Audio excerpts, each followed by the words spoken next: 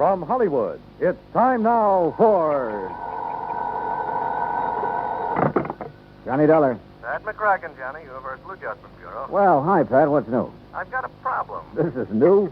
Pat, every time you call me up, you've got a problem. What is it this time? Johnny, did you ever have any trouble getting rid of money? Getting rid of... Look, Pat, this is the thing I do best. Well, not so here. What do you mean? I got $25,000. I've been trying to give it away for 2 weeks, but I can't. Just a minute. Let me shake the phone. Huh? For a minute, I thought you said you were trying to give away $25,000 and couldn't. You heard me correctly. Boy, you have got a problem. I'll be right over.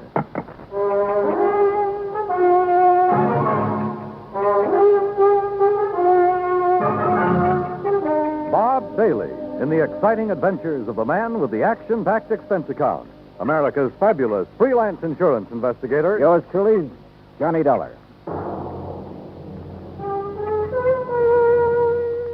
And now, Act One of yours truly, Johnny Dollar.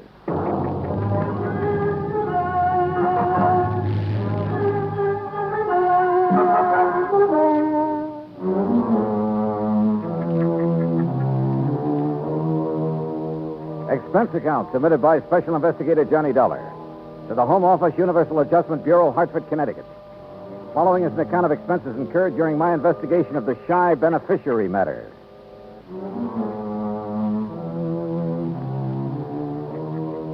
Expense account item one, $1.20 for a cab from my apartment to the offices of Universal Adjustment, where Pat was waiting for me, looking very snide.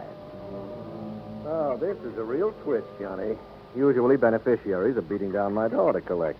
This one is playing it real coy. What's the deal, Pat? Well, it starts out real simple. 2 weeks ago, a Miss Helen Gaysworth died. Huh? Insured for $25,000. Beneficiary, a man named Elijah Summers. So? Well, that's where my troubles start. No Elijah. Can't locate? Can't locate. No trace whatsoever. Well, what have you done so far? Well, the usual, Johnny. We've checked death lists, advertised in the newspapers. All I've come up with is nothing. Where did you advertise? New York. That's where Miss Gaysworth lives. Uh-huh. She have any relatives? None, as far as we can determine. Any idea who this Elijah Summers is, or why she picked him as beneficiary? Well, the only lead we've got is something Miss Gaysworth's landlady told us. Oh, what's that? Well, apparently this Miss Gaysworth was something of, an eccentric. Lived alone in a dingy apartment, felt that the world was pretty much against her. Oh? All except Elijah Summers. Landlady heard her mention him once or twice. It seems he's been nice to her sometime in the past. How? That I don't know. Neither does the landlady. She have any idea where he could be? What he's doing? If he's even alive? No. But if he is, he's entitled to $25,000, so we got to find him. Hey, you know, you don't have much to go on, Pat. Correction, Johnny? You mean you don't have anything to go on? Expense account item two, $36 even. Transportation and incidentals to New York City. I saw the landlady. Miss Gaysworth had moved in 6 months ago from somewhere a few blocks away. 3 hours later, I'd located the somewhere a few blocks away. There, I learned only that she'd, moved in from somewhere else a few blocks away. Gradually, however, a picture arose before my mind of a sweet little old lady drifting from place to place alone, and, well, I felt sorry for her. I also felt sorry for me because nobody along the line had ever heard of Elijah Summers. Finally, I turned up her first landlady in New York. She remembered Miss Gaysworth mentioning something about having come from San Francisco. She thought. Item three, $167.20 plane fare and incidentals to San Francisco. Item four, $9.50 newspaper ads in the San Francisco papers. Frankly, I wasn't very optimistic, but that's where I was wrong, because the very first day I got results.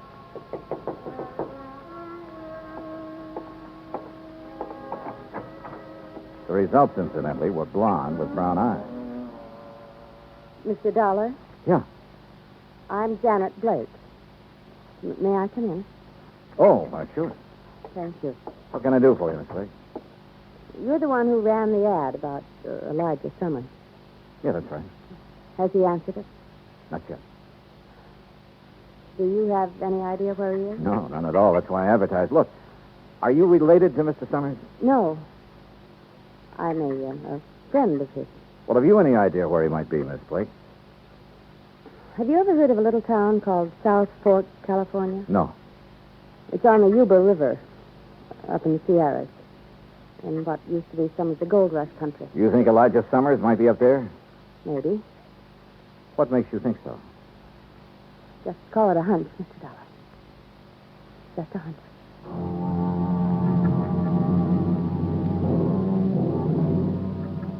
Item 5, 2750, a rented car to take me to the town of South Fork.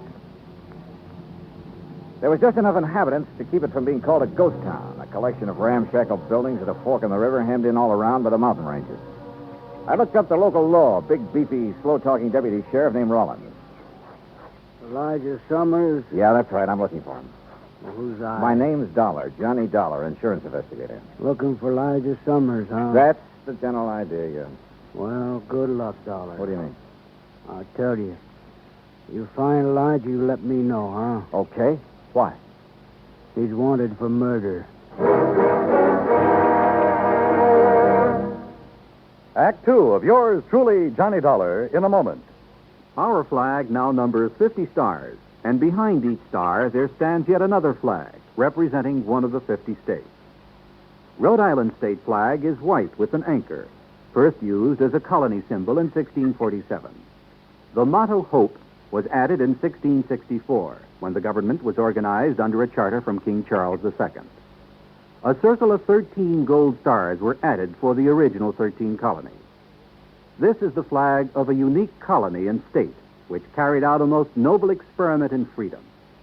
The Royal Charter of 1663 reads, "To hold forth a lively experiment, that a most flourishing state may stand and best be maintained with full liberty and religious concernment." Rhode Island's state flag, the flag of the 13th state to enter the Union, was adopted on May 19th, 1897.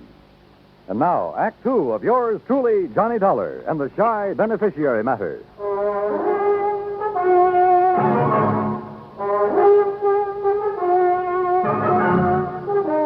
Now I knew why Elijah Summers was so hard to locate. After all, a man who's wanted for murder isn't exactly going to make himself conspicuous. How come you want to find Elijah, Dollar? He's a beneficiary of a life insurance policy, Sheriff, $25,000. I'm afraid the dough's not going to do him much good. Maybe not. Oh, sure, he's got to be brought in, tried, and convicted, but I figure that's largely a question of time. When did this killing take place, Sheriff? Last year. Here in South Fork? A ranch about 3-4 miles east of here. At Jess Tyler's place. Is Tyler the one who was killed? Yeah. Well, what happened? Well, so Elijah always was a funny old duck. Jess Tyler kept him around the place a couple years, sort of a hired hand. I see. Now, from what we could piece together, Elijah and Jess got in an argument about some work Elijah wasn't doing very good. Elijah went plumb crazy, shot Jess, and took off in the hills. I see. Jess's widow took it pretty hard for the better part of a year. I guess it was Ben Watts finally pulled her out of it. They was married just a month ago. Oh? She and Ben are living on the ranch. Straight out of town to the east, up on a rise. Okay. Can't miss it. Figure on going out there. Yeah, I thought I might. You any idea where Elijah might have gone? Matter of fact, I got a pretty good idea. Yeah? Over the next range of mountains is a place called Tough Luck Canyon. A couple of hermits in there panning gold. Gold? Well, they get maybe $3-4 worth a day. Enough to live on. Now, I got me a hunch Elijah's holed up somewhere in there. Have you been up there after him? 2-3 times. Well? Well, someone's got to be careful. That Elijah's a mean shot with a 30-30. Jess Tyler found that out. Besides, there's lots of places up in there for men to hide. Uh-huh. So you've given up on him? Dollar, I don't give up on no man. Elijah stays up there long enough, he's going to get careless. One of these times I go up there, I'll get him. I got into my car and drove out to the Tyler Ranch where his widow Clara and her new husband Ben Watts were living. They were expecting me. Sheriff Rollins phoned us you were coming, Mr. Dollar. I doubt if there's much we can add to what he's already told you about Elijah and the killing. Well, I'm sure you don't enjoy talking about it, Mrs. Watts, but I don't mind any more, Mr. Dollar. Time has a way of taking care of most things. Of course, I still can't help feeling sort of bitter about Elijah. But I also can't help feeling sorry for him. Yeah, sure, I understand. I gather that Mr. Tyler always treated Elijah pretty well. Yes, he did. It kept him around here when it really didn't pay to. Uh-huh. Then how could Elijah turn on him that way? Well, Elijah was always pretty unpredictable, I guess. No one really knows what the argument was about. Mr. Watts, how would I get to Tough Luck Canyon? You? You mean you're going after Eliza? I'd like to try. I don't think that's a very good idea, Mr. Dollar. Probably not. But why not? Could be dangerous for you. Maybe. And why do it? My job. I've been thinking about Elijah a lot lately. An old man like that somewhere up in that canyon out in the open, in the cold. It just isn't right. Yeah, well, anyway, how do I get there? As the road takes off a mile or so from here, you'll see it marked. Winds up through the mountains to about 3 hours hike from Tough Luck Canyon. Okay, thanks. Just one thing, Mr. Dollar. This Elijah, he's a good shot. I know. So do I. Put a 30-30 slug in my shoulder once. When was that? Night of the killing. I was living on the next ranch over at the time. I was one of them that took off after him. He winged me from 200 yards. Oh?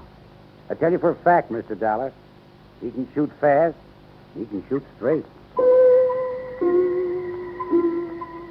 With those cheerful words from Ben Watts ringing in my ear, I drove back to town. Item 6, $35.40 for some camping equipment. I figured I'd be spending a couple of nights out in the open. I found the so-called road they told me about. Finally, it just sort of petered out among the trees and rocks up near the timberline. I started hoofing it.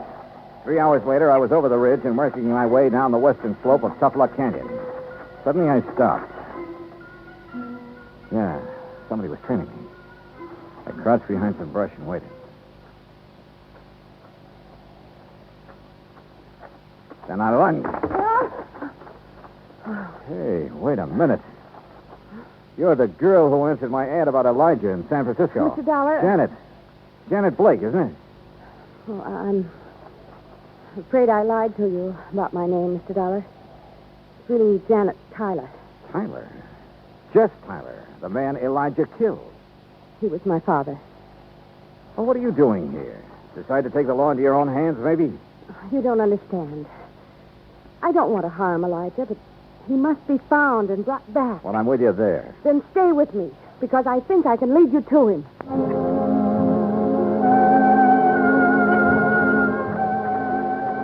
Look, Janet, we're nearly at the upper end of this canyon. Now, what makes you think Elijah's around this neck of the woods? Well, years ago, Elijah brought me up here. There's a little pocket in the rocks. It's almost a cave. Yeah? He liked it. Said it was his place. I recognized the landmarks. Get down. Well, Janet, looks like we finally located Elijah. The hard way.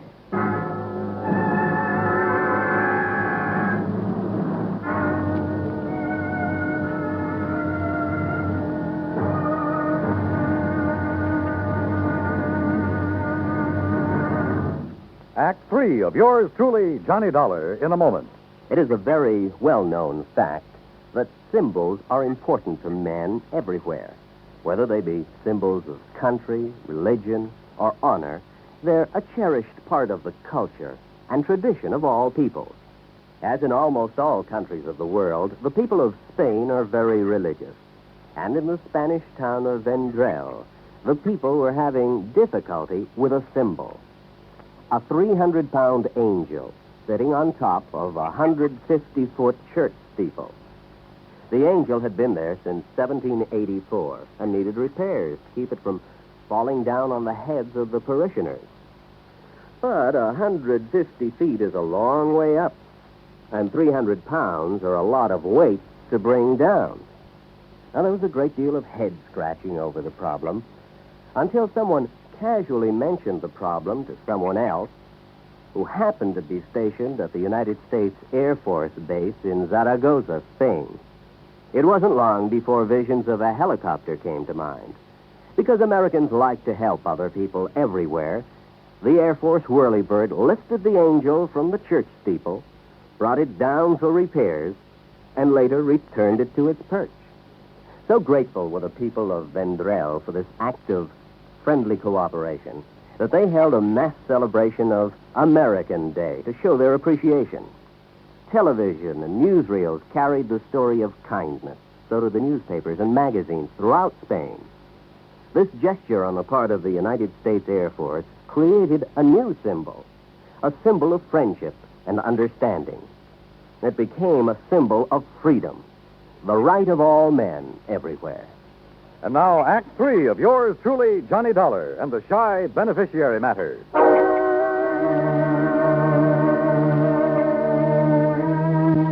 Yeah, we'd found Elijah Summers, all right. He was somewhere in the rocks above us there in Tough Luck Canyon. And I knew the minute Janet and I poked our heads up, we'd collect a slug. He had us pinned down, but good. Johnny, you think maybe it's... Stay down. Now, look, Janet, I still don't understand why you were so anxious to find Elijah. Johnny, you've heard him shooting at us. Yeah, you're right.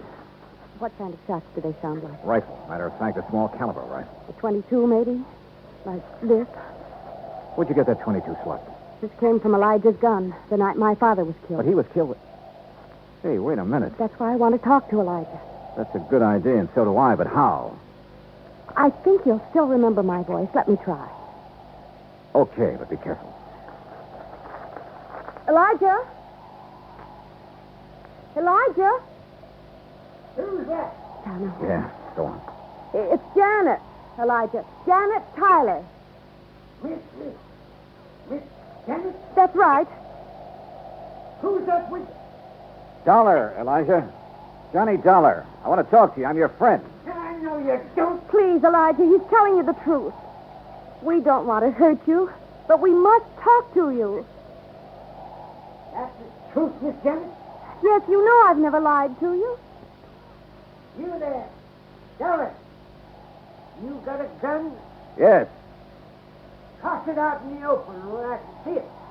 Well, if we've guessed wrong about Elijah, we're dead. I just know I'm not wrong about him. I sure hope not. Okay, here it is. Now stand up and come out into the open. Okay. Elijah. Hello, Miss Janet. Oh. Elijah, you look terrible. Have you been up here all this time living like an animal? Oh, don't you worry about me, Nana. I've been getting along pretty good up here. By the looks of you, you haven't been getting much food. Enough to keep my eyes sharp, mister. Oh, I see that deputy sheriff fella come poking around here a time or two. He didn't even come close. And if he had have... I could have potted him easy with this. That's what I wanted to talk to you about, Elijah. That rifle of yours. It's a good one, Miss Janet. I remember when you give me it 2-3 years ago for the grounds crew. Elijah, have you ever had any other rifle besides that 22? Nope. You're sure about that? Of course I'm sure. You see, yeah, I've took good care of it, too. I kept it clean and polished. Yeah. Look now, Elijah. Have you ever used any other rifle besides that one? Nope. Janet, your father was killed with a 30-30. I know, Johnny. That 22 slug you showed me a while ago. You said you got it the night your father was killed, that it came from Elijah's gun. I saw someone pry this slug out of his own shoulder the night of the killing. He threw it away. He didn't notice I was watching. Later, I heard him tell it around he'd been hit with a 30-30 slug. You mean your stepfather, Ben Watts? I was confused at first. I didn't understand. Then it came to me. Ben Watts was the one who'd killed my father. Elijah was probably trying to protect Dad and shot Ben with his 22. Yes, there was a big fight, Miss Janet. I don't just remember what all happened, but except all of a sudden they was chasing me. I run. Sure. Ben figured he could pin the killing on somebody like Elijah who wouldn't have a chance proving his innocence. Elijah, have you seen Ben since you ran away? Oh, sure. Oh, Ben's come poking around here, too, every so often. But I ain't too smart for him. Yeah, sure. It figures, Janet. Elijah's a threat to Ben as long as he's alive. So Ben comes hunting up here every now and then. It's horrible. Well, of course, I got to be real careful, because I only got a 22, and he's got a 30-30. But he'll never get old Elijah. Believe you me, he won't get old. Elijah! Get down and keep quiet. The shot had come from a clump of rocks more than 100 yards away. I scooped up my automatic where I'd thrown it on the ground and started circling slowly, trying to get around behind the clump of rock. I'd almost made it when my foot slipped and sent a rock down the slope. He popped up then, ready to shoot, but lucky for me, his first look was toward the rock instead of me. He saw his mistake, swinging his rifle toward me, but he was too late. Johnny! Johnny! Yeah, right here, Janet. How's Elijah? Shoulder. He's all right, though. Johnny? Yeah, it's Ben Watts, all right. Is he still alive? Oh, yeah, he'll keep. Long enough.